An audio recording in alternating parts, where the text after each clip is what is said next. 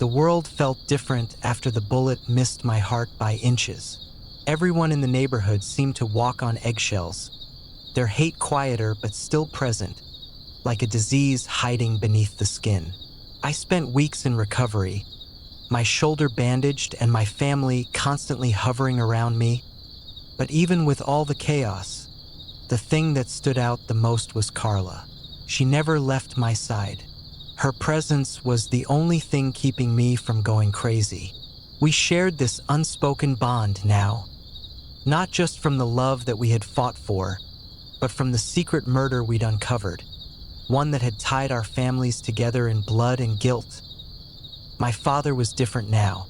Since the shooting, he hadn't spoken a word about Carla or her family, but I could see it in his eyes every time he looked at me. Disappointment, maybe fear. The truth about my grandfather's crime had cracked something open in him too, and I wondered if he could ever accept the reality of who he really was. Carla and I hadn't talked much about what would happen next. We just needed to get through the immediate aftermath, to let the dust settle. But I knew it wasn't over. Not by a long shot. I was sitting in the living room, flipping through the channels on TV, when my dad stormed in. His face was pale, and his hands were shaking. He tossed a stack of old letters on the coffee table in front of me, his voice low and filled with anger. "Do you know what these are?" he asked, his words cutting like knives. I shook my head, confused. "They're from your grandfather. Letters he wrote to the police after the murder. He tried to cover it up, he paid people off. This is why they never found the killer." I stared at the pile of yellowed paper, my mind spinning. My grandfather hadn't just been involved in the murder of Carla's great-uncle. He'd orchestrated a full-blown cover-up, a web of lies that had buried the truth for decades. And now it was all unraveling. Carla and I had thought the murder was the worst of it, but we had no idea how deep the corruption went. The more we dug, the more we realized that both of our families were implicated in ways we couldn't have imagined. It wasn't just about one murder. It was about an entire legacy of hate, a system of control that had been passed down from generation to generation. Carla's family wasn't much better off. Her parents were still reeling from the violence, and her father had grown increasingly paranoid. He kept talking about the past, about the things he'd seen growing up, the things that had been done to his family. One night, while we were sneaking out again to meet at our usual spot by the train tracks, Carla told me something that chilled me to the bone. "I found something," she said, her voice trembling, "in my basement." "What do you mean?"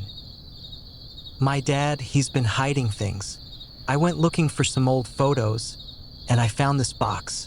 Inside, there were documents, police reports, letters, things that connected my family to the same murder. My dad knew about it all along." Felt like the world was caving in. Our families had been enemies for so long, but now it seemed they had been in on this together. On some level, at least, the murder of Carla's great-uncle wasn't just a one-off tragedy. It had been part of something bigger, something darker, and the more we uncovered, the more dangerous it became for us to keep searching.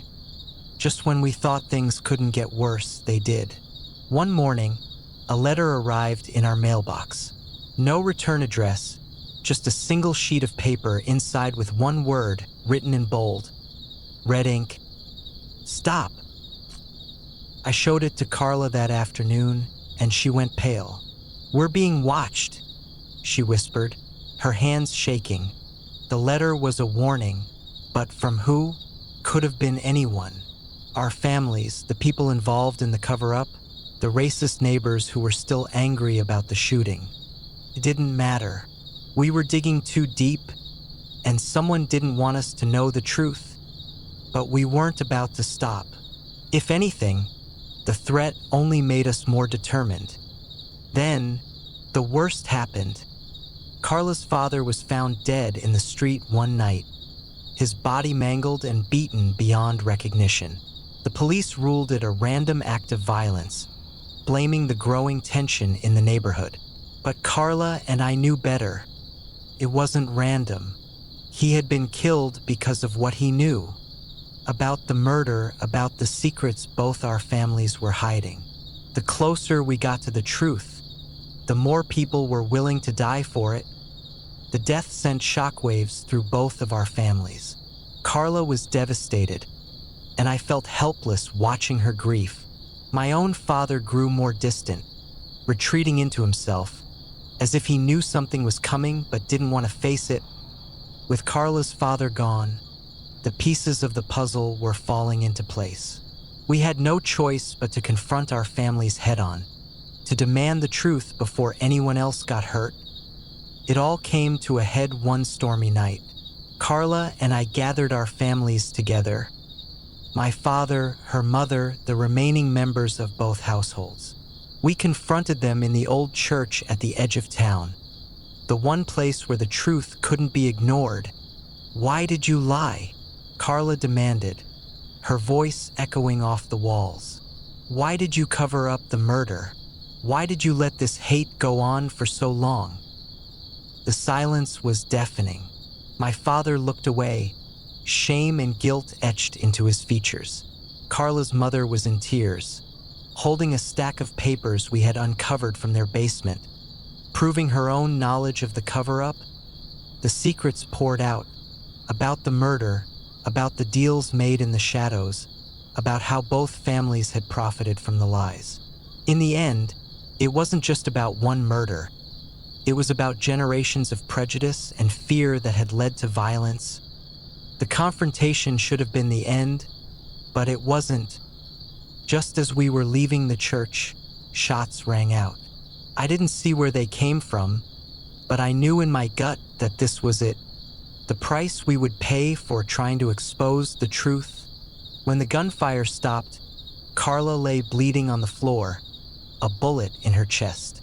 The sight of her, lifeless and crumpled, sent me into a spiral of rage and despair. But it wasn't the end. She survived, barely, and in the aftermath of the shooting, everything changed. The neighborhood couldn't ignore the hate any longer. The police finally reopened the old murder case, and justice, real justice, began to unfold. Carla and I made it through, but we weren't the same. We had paid a price for our love, for the truth, and it was one that would haunt us for the rest of our lives. But the lies were shattered, and with them, the hate that had bound our families for so long. The neighborhood would never be the same, but maybe, just maybe, it could be better. Maybe the next generation wouldn't have to fight as hard as we did. As for Carla and me, we still have each other, and after everything we've been through, that's enough.